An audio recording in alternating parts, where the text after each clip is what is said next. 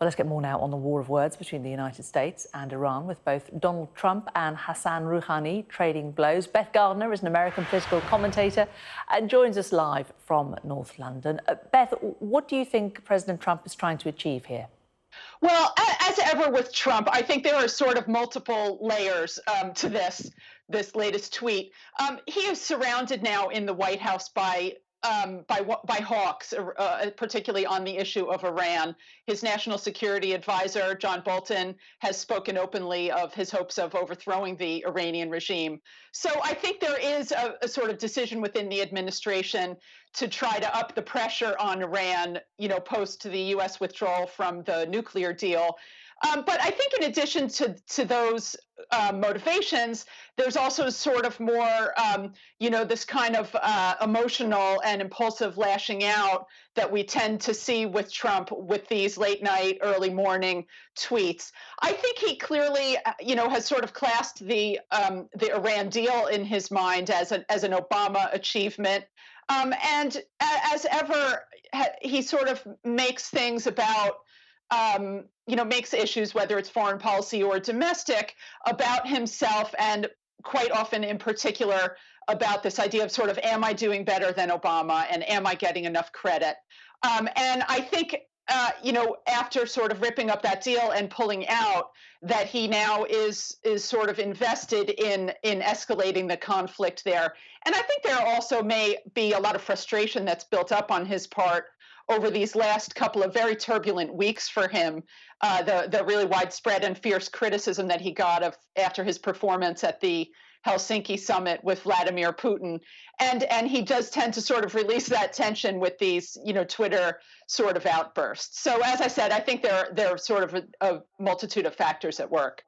But also, what about comparisons with his outbursts against Kim Jong-un, the leader of North Korea, who he then kissed and made up with and shook hands with and was all smiles with? Yeah, it is an instructive comparison. And I think there's actually a lot of interplay between his sort of strategies with those two countries. Certainly, this is reminiscent of the fire and fury sort of tweets that we saw just about this time last year in relation to Kim Jong-un.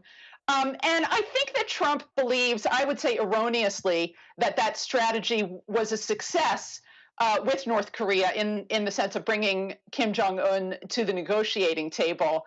I don't think that's a correct analysis, because we know that North Korea actually wanted a summit just like that for many, many years, and they've yet to give anything up in exchange for it. But I think he believes that it works. And I think, as I was saying with Iran and this sort of notion that it's Obama's thing, I think he's become quite invested in the idea that North Korea is his thing, his success. He needs to be sort of kind of claiming it constantly as a success.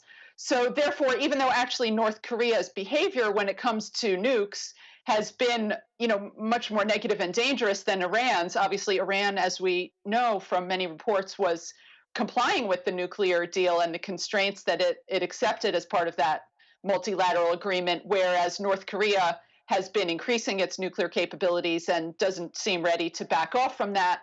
Nonetheless, Trump sort of sees North Korea as his thing, his success, so he's constantly wanting to claim it as a success.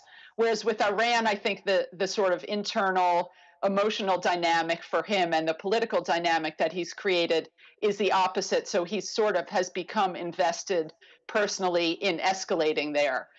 We'll have to see where it leads. The dynamics, I think, politically with Iran and North Korea are quite different. In particular, I think this is going to put some of the European allies in a tight position, since many of them are trying to maintain and uphold the Iran deal, even as America has pulled out. OK, Beth Gardner, American political commentator. Good to talk to you. Thank you. Thank you. You are watching Sky News. Coming up.